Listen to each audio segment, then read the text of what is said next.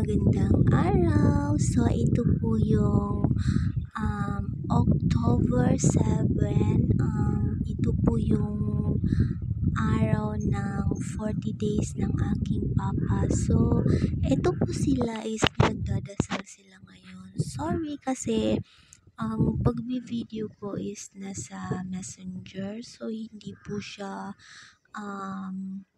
totally lumalabas yung boses. Hindi ko alam kung bakit. Walang boses na lumalabas.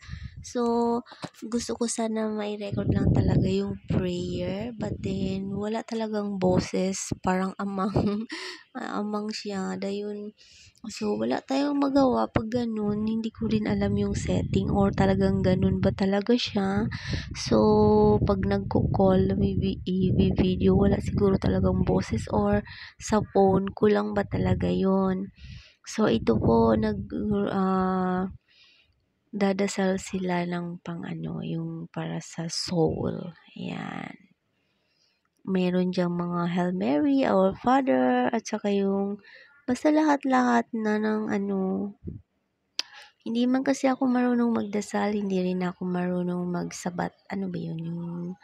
Yung magsabat. Hindi ko alam anong tawag doon. So, yan, may mga papel sila, may mga kopya para sa mga magre-response. Pero pag madinig ko siya, naman ako, nakakasabat ako, ano ba tawag doon. So, pero gayon, wala talaga akong marinig kasi nga, hindi ko alam kung bakit parang mute siya or talagang ganun ang rules. And then, so, marami akong record na kinunan. Alam nyo, yung masakit, pilit naming, tanggapin. Pero, masyadong fresh pa yata siguro. Kasi 40 days pa lang. So, parang masyadong masakit. Nangyayaring biglaan. And, so, wala na tayong magawa pag lahat tayo napupunta dyan. Lahat tayo tumatanda. Pero kahit hindi pa matanda is talagang kinukuha na ni Lord. Na kay Lord po kasi ang lahat. Kung gusto niya maaga tayo kunin or kung gusto niyang matanda na talaga tayo kunin. Nasa Kanya po ang lahat. So, everything is, ayun, kailangan siguro tanggapin as in maaga. Pero hindi talaga natin maiwasan na minsan tayo na yung bigla na tayong luluwa. Lalo na pag nakaupo ka sa isang tabi tapos bigla mong maalala yung mga memories nyo, sweet memories, sour memories, lalo na yung dating napapagalitan ako ng father ko, naisip ko yon na ayaw niya yung mag-boyfriend ako ng maaga, ganun. Naalala ko yun, magalit siya sa akin, pagalitan niya ako. Lagi naman talaga akong napapagalitan ng father ko, pero yun, okay lang. Marami akong naalala sa father ko.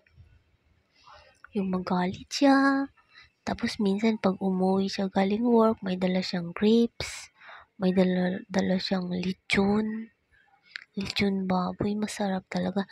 Minsan linggo-linggo na lang yan, mayroon siyang dala ganun. Minsan naiisip ko, ngayon wala nang gagawa nun. Sa mga nagtanong bakit na pumanaw ang papa ko. Well, isa po siyang stroke and dahil hindi na nga po siya, nakakalakad pa naman siya as in okay, but then ang sad lang doon is natumba po siya sa CR and walang Ayan ang mga pagkain namin, oh, yummy talaga. Magaling talaga magluto yung kapatid ko na 'yan. Ano, parang restaurant yung mga pagluluto niya. Sinasabihan ko na 'yan siya na mag-ano siya, magtayo ng restaurant pero busy parang ayaw niya kasi nakakapagod daw. So, kokonti lang yung mga tao pa lang diyan kasi dasal. So, kumain sila. Yan. So, iyon. Natumba kasi si Papa sa toilet. So, walang nag-rescue sa kanya. Ang ginawa niya ay sarili niyang gumapang po siya papuntang kwarto. After that ng papuntang kwarto, ang mga ilang araw naman is nahulog siya sa kama niya until wala rin yung nag-rescue sa kanya. So, may samang loob ako doon sa second wife kasi the second wife is a third wife na. Kasi alam mo yung matumbang isang tao, dapat itinatakbo po sa hospital yan para yung blood clot is hindi pa siya mag-develop within 3 to 4 hours na tumba, dapat nadala mo na sa hospital. But anong ginagawa ng kabit is hindi talaga siya dinala that time sa hospital. Ang ginawa is pinahiga lang sa kama and then hindi na makakalakad si Papa. Suddenly, naninigas na lang at hindi na siya nakakalakad. Tapos, dinala naman sa clinic and after that, nang dinala sa clinic, hindi ko alam kung anong klaseng gamot ang pinapainom sa kanya, kung anong klaseng pinainom sa kanya ng doktor sa clinic na yun. Isa pa yun, gusto ko rin yung makausap. Kasi, nang dinala si Papa sa hospital, itinako kasi sumusuka na ng dugo.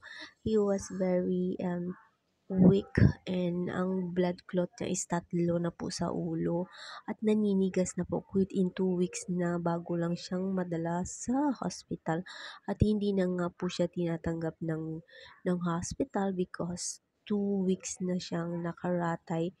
So, possible na hindi magagalingin na yung dugo unless i-operasyon. Pero ang pag-oopera po yun ay hindi po sure kung maaayos po pa siya. So, nakita din yung mga gamot na mali yung prescribe ng doctor, ng clinic. Hindi talaga tama yung binigay na gamot. So, may mali sa gamot and then kahit yung boyfriend ko, tiningnan niya yung gamot is mali din po. So, sabi niya is hindi talaga tama yung binigay na gamot. So, lalong nag-weak ang father ko. And then, nang tinakbo siya sa hospital, nakoma siya.